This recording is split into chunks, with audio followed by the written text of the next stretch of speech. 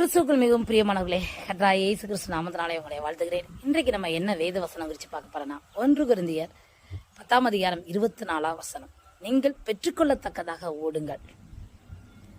நம்மளோட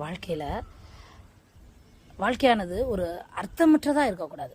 ஏதோ பிறந்தோம், வளர்ந்தோம், இருந்தோம் அப்படின்னு நம்ம இருக்கவே கூடாது.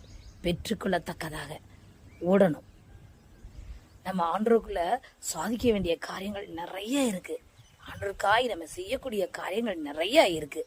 அதாவது ஒரு காம்படிஷன்ல ஓடுறாங்கன்னு வச்சுக்கிடுவோமே, ஒரு 100 மீட்டர் அல்லது ஒரு 500 மீட்டர் ஓடுறாங்கன்னு வச்சுக்கோங்களேன்.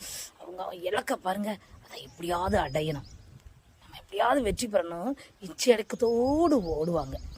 அதாவது அழிவுள்ள கிரீடத்தை பெற, அந்த கப்பை பெறதுக்கு அந்த ஓட்டம் ஓடுறாங்க. அந்த ஓட்டத்தில் ஜெயிச்சிட்டான்னு வச்சுக்கோங்களேன், எவ்வளோ சந்தோஷமாக பேட்டி கொடுக்குறாங்க பார்த்தீங்களா. நம்ம எப்படிப்பட்டவர்களாக காணப்போகிறோம் தெரியுமா? அழிவில்லாத கிரீடத்தை பெற நம்ம என்ன செஞ்சுக்கிட்டு இருக்கோம்? அழிவில்லாத கிரீடத்தை ஆண்டவர் நம்மளோட வாழ்க்கையில் நமக்குன்னு வச்சுருக்காருங்க. அதை பெற்றுக்கொள்ளத்தக்கா நம்ம ஓடணும், தினம் நம்ம ஓடணும். இப்போ அந்த உலகப்புறமான காரியங்களில் இப்போ ஒரு காம்படிஷன் நடக்குன்னு வச்சுக்கோங்களேன், அதுக்காக நம்ம நல்லா படிக்கிறோம், ப்ராக்டிஸ் பண்ணுவோம். பாருங்கள், நீட் எழுதுகிற பிள்ளைங்கள்லாம் பார்த்தா விழுந்து விழுந்து விழுந்து விழுந்து அப்படி படிப்பாங்க. ஏன்னா அவங்க இலக்கு நம்ம எப்படியாவது டாக்டர் ஆகணும் அப்படின்னு நினச்சிட்டு அவங்க படிப்பாங்க. அதாவது ப்ராக்டிஸ் இருக்குது, படிக்கிறது இருக்குது, டெஸ்ட் இருக்குது, ரிசல்ட் இருக்குது, எல்லாம் இருக்குங்க. இதெல்லாம் தாண்டி தான் ஒரு நீட் எழுதுகிற பிள்ளை டாக்டர் ஆக முடியும். அதே போல் தான் நம்முடைய வாழ்க்கையில் ஆண்டவருடைய காரியங்களில் நம்ம முதன்மையான இடத்த நம்ம பெறணும்னா அன்றாட பயிற்சிகள் நமக்கு தேவை. ஜெபம், வேத வாசிப்பு, அன்று சமூகத்தில் காத்திருத்தல், உபவாசம், இப்படி எல்லாம் நமக்கு வாழ்க்கையில் நமக்கு தேவைங்க.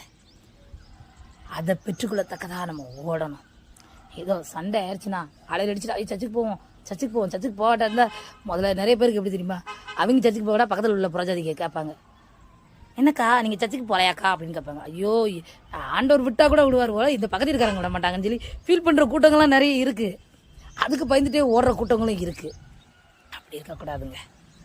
ஆண்டவர் கருத்துல இருந்து ஆவிக்குரிய வரங்களையும் வல்லங்களையும் பெற்றுக்கொள்ளத்தக்க நம்ம ஓடணுங்க. தாகமும் வாஞ்சியும் நம்முடைய வாழ்க்கையில இருக்கணும். அதாவது ஜனவரி 1 எடுத்த தீர்மானம் இன்னைக்கு நிலைத்து இருக்கிறதா யோசிச்சு பாருங்க. ஆண்டவர் உங்களோடு பேசுறாருங்க. தீர்மானம் எடுத்த உங்களோட தான் பேசுறாரு.